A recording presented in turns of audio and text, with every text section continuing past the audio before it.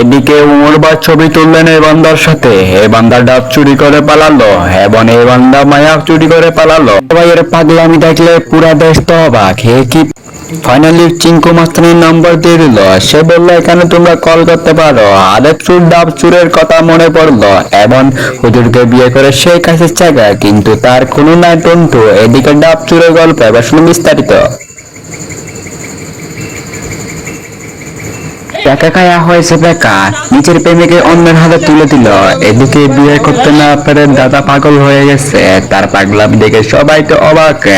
এদিকে প্রেম কাহিনী করতে করতে তারা চুমো চুমো কাঁদতেছে এবং তাদের চুমো চুমি ভালোবাসা কাটাচ্ছে এবং দেখার পরেও তারা দামি নাই। এদিকে দাদা তো যুবতী মায়া বিয়ে করে ফেললো, বিয়ে করার পরেও তো শান্তি হয় নাই, কি করে আল্লাহ জানে। কিন্তু দাদা কিন্তু জান্নাতের জীবনে প্রথম ট্যাটু করা, তার জন্য ভয়ে পুরো নার্ভাস হয়ে যাচ্ছিল। এতটাই ভয় পাচ্ছিল মনে হচ্ছে আমরা কোনো অপারেশন থিয়েটারে তাকে ঢুকিয়েছি। ভয় পাওয়াটাই স্বাভাবিক, আশেপাশে যতগুলো মেশিং ছিল আমি তো নিজেই ভয় পাচ্ছিলাম। শরীরে ট্যাটু করাটা কি আসলেই ঠিক অবশ্যই বলে যাবে। বাংলাদেশের এগুলা কি হইতেছে? দাদির নাচ দেখে তো এখানে সবাই অবাক। এখন এমনকি ডান্স দিচ্ছে পুরো বাংলাদেশের পুরো মানুষ তো অবাক। কি ডান্স দিল রে ভাই! এখন দাদি কি করে মাথাটা করা দিয়ে যাবে? মাথার মধ্যে আগুন না দিলে আমার কথা তুমি এটা